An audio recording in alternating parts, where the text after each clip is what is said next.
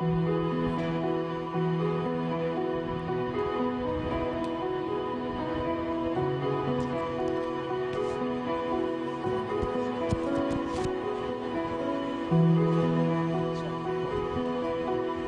supposed to be.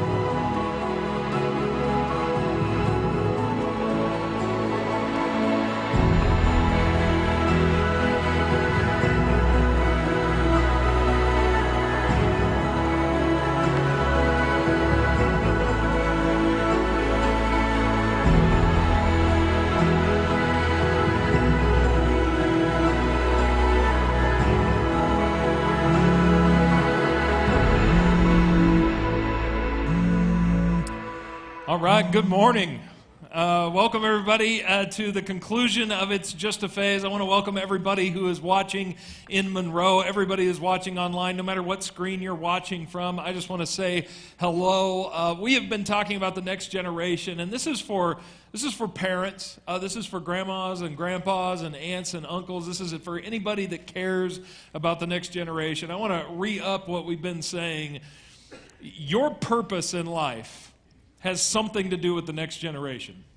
Maybe that's not the whole purpose, but it's got something to do with the next generation. A lot of times we spend our life looking for purpose, and if you're like me, you've followed a lot of rabbit trails. You've gone down a bunch of dead ends, and you've spent a lot of wasted time looking for that bigger purpose and that bigger calling in life. And as you try to define that and try to figure that out, I want to narrow it down for you. I want you to know that your purpose in life, as defined by God, has something to do with people. I know it's shocking. I know that may not seem like much of a revelation to some of you, but honestly, that was a revelation to me at one point. Oh, my purpose in life isn't really so much about me. It's about people. So if you're entrepreneurial out there, I want you to know, if you're building a company, your purpose in life is not that company. You put a lot of heart and energy and time into that company, but I need you to know your purpose in life has to do with the people in that company. At the house, we spend time obsessing about what we want the yard to look like and wish the neighbors would stay off our yard and all that kind of stuff. But your purpose in life is not that house. It's the people who live in that house that are your purpose. One time my wife, she was always looking for purpose. My wife's always looking for the bigger calling and the bigger purpose. And she will sometimes contemplate that, and I'll look on in the living room. We have 4 kids. I'm like, man, there's a huge purpose right here. And sometimes it feels like, depending on the age of your kids, it feels like you're just wiping butts or nagging or whatever it is, but I want you to know your purpose is huge. If you're a parent, grandparent, aunt, uncle, school teacher, I want you to know you have an opportunity. It's with people, and a big chunk of that opportunity is with the next generation. And the last thing we want to do is complain about the next generation or emerging generations. We want to take our lives and we want to invest in that. And that's way more difficult than we think. And so we step into that, and we're like, oh, man, yeah, I want to help. And then they're like, we don't want your help. And you're like, well, I tried. They're just a bunch of little jerks. You know what I mean? And you You walk away just like we were, like that's what we did. It's harder than you might think. It's going to take more than one conversation. It's a laying your life down. We have been saying this, and this is so important to get, a phase. Sometimes you pass by a phase, and you're like, oh, I wish this phase would end. A phase is actually much better than a phase is a time frame in a kid's life when you can leverage distinctive opportunities to influence a kid's future. We always like brush by and like, oh, it's just a phase, it'll just end. No, listen, this is a huge opportunity. And like Kevin said last week, and I want to re-up again, sometimes time is working against you. We were in an event the other night, and somebody asked us about our kids, and they said, how old's Elijah now? He's our oldest. And I said, 20.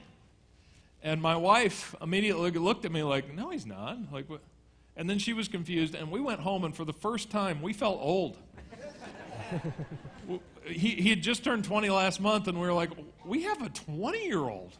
Like, our kid has successfully gone through the teenage years and ended out on the other side, and it's amazing how fast that goes by. So sometimes time is working against you. But on the other hand, I want you to know that time is also your friend. And you think, man, I'm going to get in there, and it's sort of like we're thinking about like how you fix a fence. Like if you're going to fix a fence, you put a timeline on it, you're like, oh, that should take a few hours. I'm going to get in there, I'm going to get that done. And sometimes we look at our kids, or we look at our family, or we look at our grandkids, or whatever it is, and we're like, I'm going to go in there, and I'm going to have an awesome conversation. I'm going to fix stuff.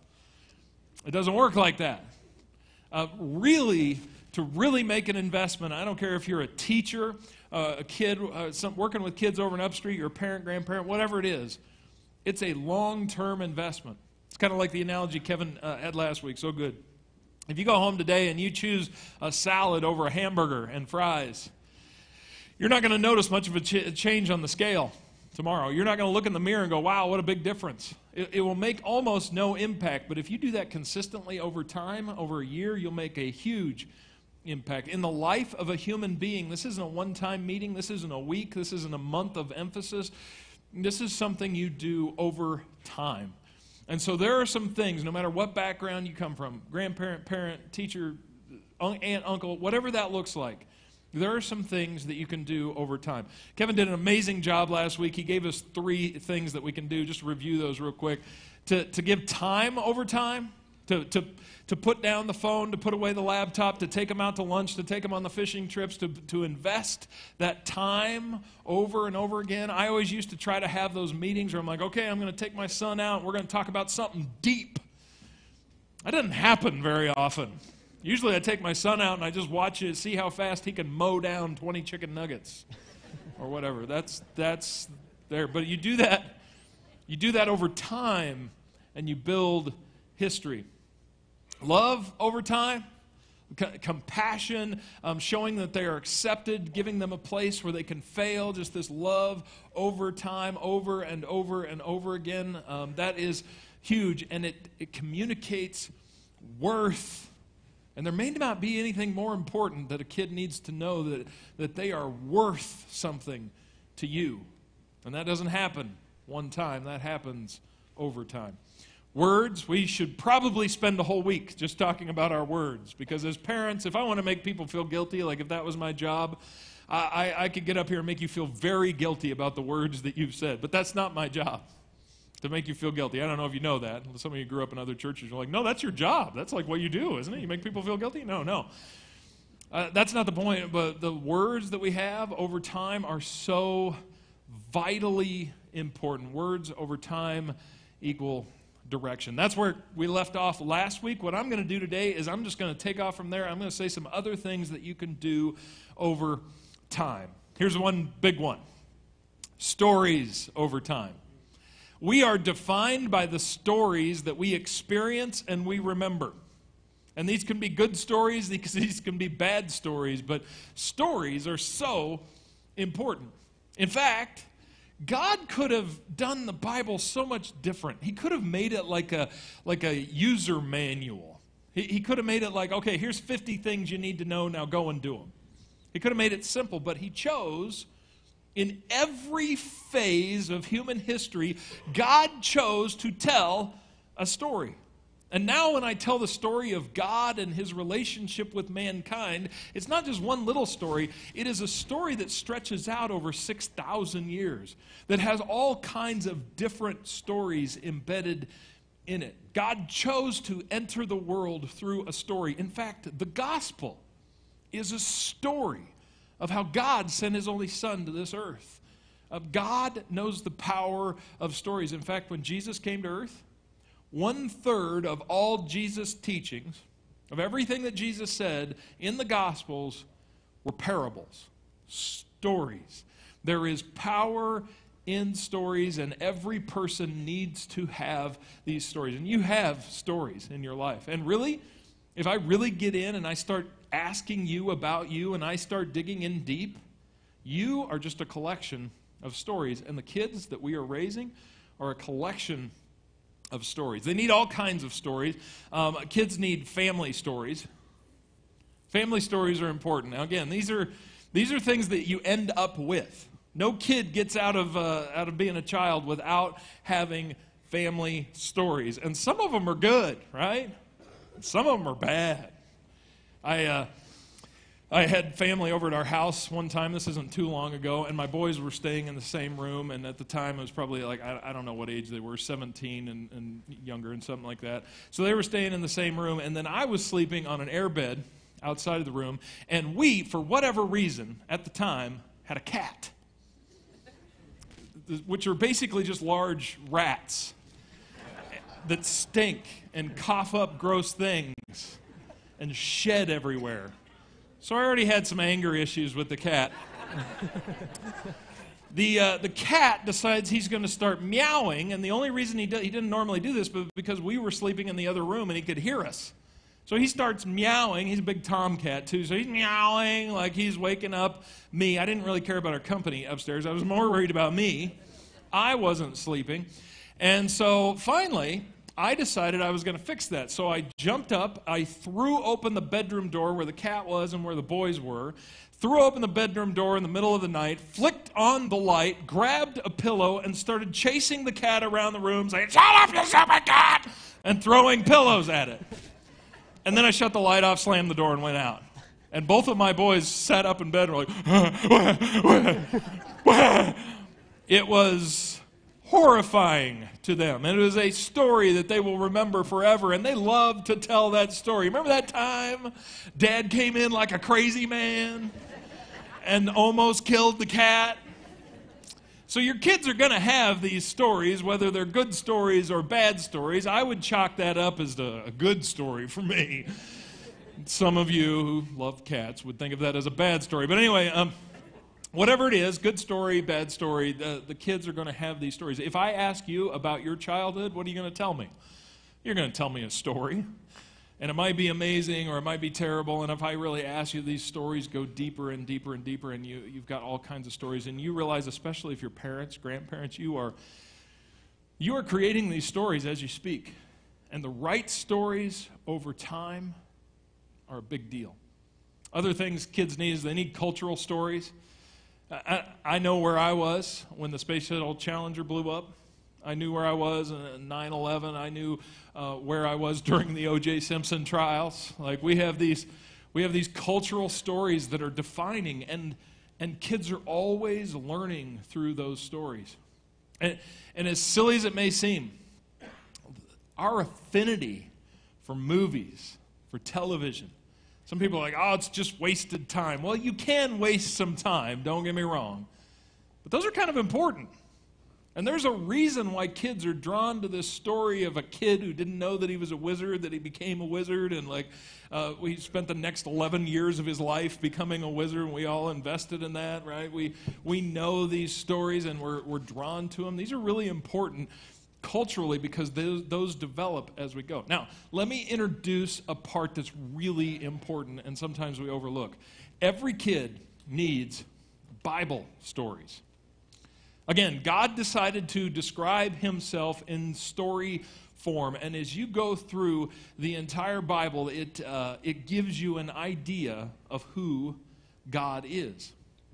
And I'll tell you what, I grew up in church, and I say that, and sometimes people are like, oh yeah, you were a Christian and stuff. No, but I went to church, Like I didn't buy it or like it or accept it or anything, but I was told these stories. I remember going to a church, I don't even remember where it was, and it was in a dark basement somewhere, and there was this puppet show about Samson and Delilah. And it was a story about how Samson was just the biggest moron in the world, right? And if you read the story of Samson, you should do that today if you haven't ever read it as an adult. How he was just such a moron. I watched that puppet show as a little kid, and I remember thinking, man, I am never going to be a moron like Samson. And then I became a moron like Samson. Like that's pretty much describes my teen years, was Samson. But I remember these stories, and I remember understanding a little bit about who God was and how he works. And it's important. It's important to understand how important these stories are. I'll tell you what. When I was in college, I was in Bible college, and one year I was given the opportunity to memorize John chapters 13, 14, 15, 16, and 17, all 5 of those chapters, instead of taking a final. Now, because I was so bad at taking tests, right, I was like, I'm going to do that. So I'll do that instead of the final. So I printed out those 5 chapters, and I put it on the wall next to the toilet, and I memorized those 5 chapters over the next 4 months. Spent a lot of time on the toilet. Anyway, so I had these, and I went in and I wrote those all down verbatim. All 5 chapters got 100% on it, and if you ask me about it right now, I can't quote you anything. Nothing. It's all gone. But I can tell you some of the stupidest stories from college.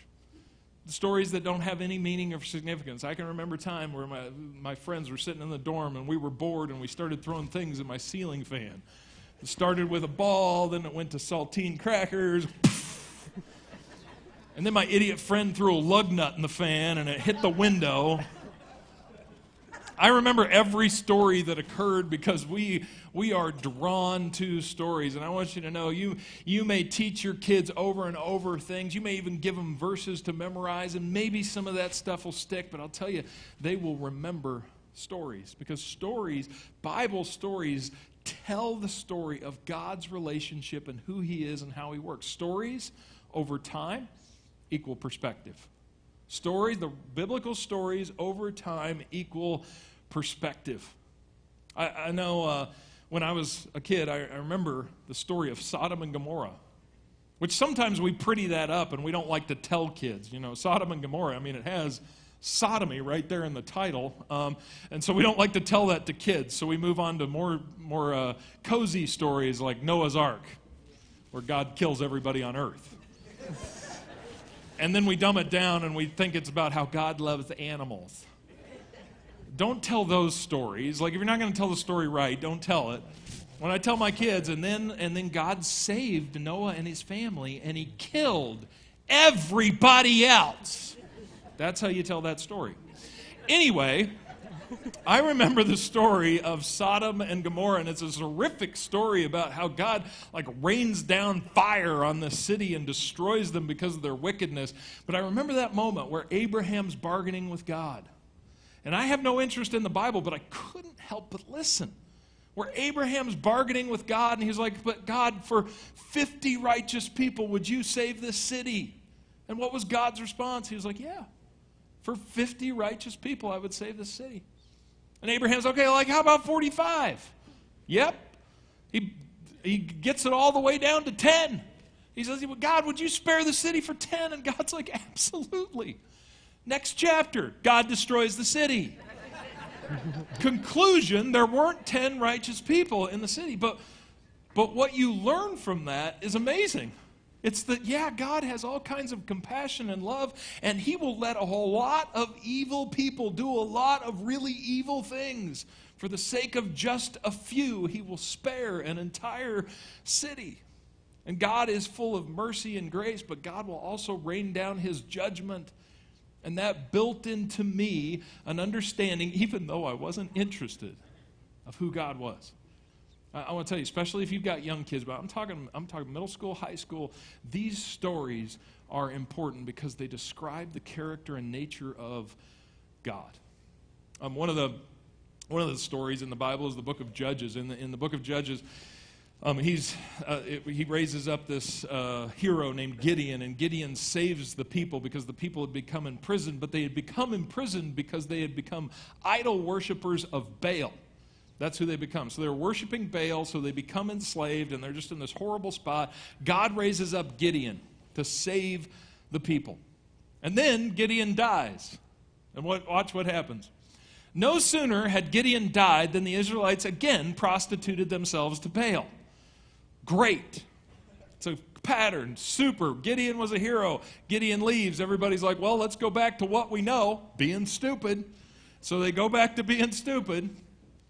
And here's why. Here's why they did that.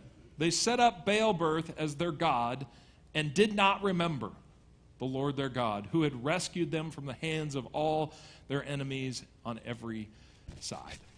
The reason that they did this is because they didn't remember the story of God. Whose fault was that? Was it the emerging generations? Was it the young kids? No, it was the parents, it was the grandparents, it was the wise that said, no, we forget about the story of God. I want you to know these stories that are in the Bible, they are so beautiful and so powerful that even a child can understand them, but they are profoundly deep as we grow older. Jesus has this amazing encounter with Peter where he asks Peter to get out of the boat. He says, come walk on water with me. And Peter's like, I want to. And Jesus is like, well, then do it. And so Peter steps out on the water and he stands there, but then he looks around and he's afraid. And he begins to sink and his faith broke. And Jesus grabbed him and pulled him out of the water and he says, you of little faith. That story is a better description of faith than I can paint for you with a 30-minute message. Just a beautiful picture of faith, and it's something your fifth grader or your 5-year-old can understand. There is a description that happens with stories, and that's what we do over here in Upstreet. That's what we do in the children's ministry. Like, we want to get these stories in their head, and we want those stories over time. Don't think that you're ever wasting time telling those stories. The second thing kids need over time is they need tribes over time. They need a place of belonging. And here's how driven we are, right? We will find a tribe. It's just going to happen. Whether it's a good tribe or a bad tribe. That's why people get in gangs. Nobody gets in a gang because they're like, oh man, this is going to be cool. Maybe we'll go to jail or get shot or whatever. People get in a gang because they are driven to a tribe. I moved from northwest Nebraska to Carlsbad, New Mexico when I was 16. I went from a high school of 80 kids, an entire high school, not the senior class, the entire high school had 80 kids in it, and I moved to a high school that had 2,600 kids in it. I felt lost, and so I was looking for, there's only one group that I was looking for, anybody that would accept me. I was the new guy, and I moved down there, and I was like, anybody that'll take me, I'll be your friend. Guess who I found? Losers. That's who I found. I mean, like deadbeat, pothead losers. These were my friends. I went from being like what you would think of as a cool kid in Nebraska, nowhere else in the world would you think of them as a cool kid. But I went from being like a popular person in Nebraska to being a loser, and I knew they were losers. And they were kind of skeevy, and I knew it. But they accepted me. So I was there. Every person is driven and needs a place to belong. They need a tribe. They need a family. They need a place where they can belong, because tribes equal belonging. And they need a place to belong. And so when you think about whether or not you're going to go to church or not, I want you to think about tribes. I don't want you to think about, wow, is it really worth it? Do we really have to go to church every Sunday? If you want your kids to have a place where they belong, and you want that place to belong to be good, they're going to hear stories, they're going to be inspired, they're going to have a different outlook on life. Yeah, that's what I want you to think of when you think about bringing your kids to church. I want you to think about your friend group. Your friends are your friends, and I'm not here to judge your friends, but I want you to think about your friends and who your kids are hanging around and who they watch. And I want you to give them a place where they belong. in a good place because they need tribes, they need the right tribes, and they need those tribes over time. And those tribes display a place of belonging. Jesus tells, guess what? A story in Luke 15 about the prodigal son. You probably heard it before, probably because I mention it almost every week. But anyway, the prodigal son, the son walks away from his father, takes the inheritance, runs off, wild living, comes back humbly, hat in hand, like maybe my dad will take me back as a servant. And the story is the father runs out to greet his son. He throws his arms around him. He puts a ring on his finger. He puts a robe on his back. He kills the fattened calf, and he throws a party. And he celebrates his son returning home. And then he says this, "For this son of mine was dead and is alive again. He was lost and is found." The prodigal son's father is giving his son a home and a place. And he's communicating this. You are known. You are welcome. You are forgiven. You belong. Your kids, your grandkids, they need to hear this message, and they need you to convince them that this is true. You are known, warts and all. We know you're getting bad grades. We know that your parents got called into the principal's office. We know that sometimes you're a little punk. You are known. You are welcome. You are forgiven. You belong. Every kid needs a place, and if they find a place where they truly believe this, where they are accepted and they belong, over time, it will make a huge impact. And I want to tell you, there's a lot of kids that don't find this in their homes. There's a lot of kids that don't find this. Maybe you grew up in that home. Maybe you're in here and you're like, yeah, that's why I'm here today. We have kids that walk from the neighborhood because they're looking for this. That's what we do in Upstreet. That's what we do on Wednesday night through our middle school and high school environments. Like we are trying to give a place where they can understand this. They need to know this. They need to be convinced of this, and they need to be convinced of this over time. That right there is how you gain influence in someone's life. And I'm so glad that I get to talk about this one. Kids need fun over time. I don't know if you remember growing up, but sometimes when you grew up, your parents, I don't know about, maybe not all, maybe you had super fun parents, but sometimes your parents were just super boring.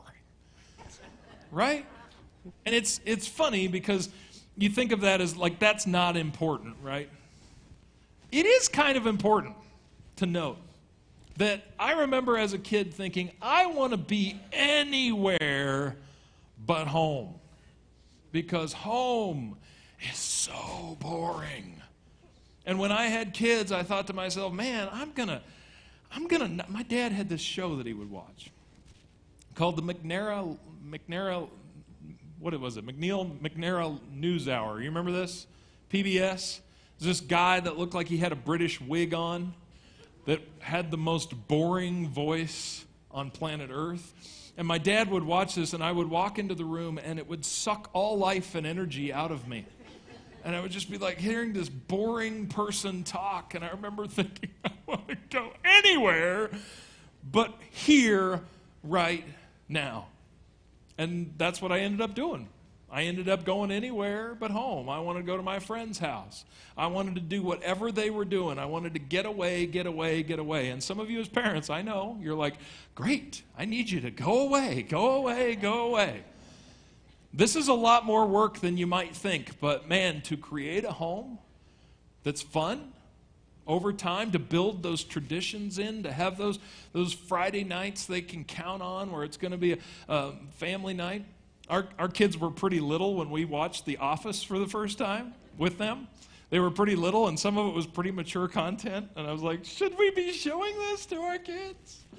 But they were into it, and I was like, it's worth it. And they couldn't wait. They couldn't wait to sit down with me and my wife and their brothers and sisters and sit and watch The Office. So I'm like, let's do it. We'll coach them through the sex stuff. right? And actually, as we watched it, we had a lot of teachable moments. Let me put it that way. But I love those things. If you can create ways to have your house not be boring and a place where you can have fun with them, here's what that does. That communicates fun over time equals connection. Because they will begin to understand that their friends, I know we want to use that carefully, right? You're not the friend, you're their parent. But their tribe, the people that they're connected with, are you. And you have common interests. And so if you're thinking about, man, should we take the family vacation? Should we not take the family vacation? Take the family vacation. And don't go to grandma's house, because that's probably worse. Depending, I don't know. Grandma may be super fun. My sons, I remember we went over to grandma's house and she was like just mainlining him sugar. Like it literally, she had a sugar packet and she was just dropping it in his mouth. So he liked grandma's house. If you're a grandparent, you need to like make that place fun. Make it a place where they have connection. And you know what? You might be like, well, that doesn't sound very biblical or churchy. Should we be talking about fun in church? Right? Here's what he says in Proverbs 17:22. Believe it or not, a cheerful heart is good medicine. Who knew? But a crushed spirit dries up the bones. The McNeil Lehrer NewsHour. That'll dry up your bones right there. It's okay to have fun. You should have fun. You should spend money on fun. You should invest in fun. You should make your place, your home, fun. Fun over time convinces kids you actually like them, which you might have to convince yourself of first in order to have fun. And I will tell you on a serious note, sometimes we don't we want our kids to go have their fun, and we'll go have our fun. We'll go hang out with our friends, you go hang out with your friends, they'll have fun in separate occasions, and then we'll come home. Don't do that.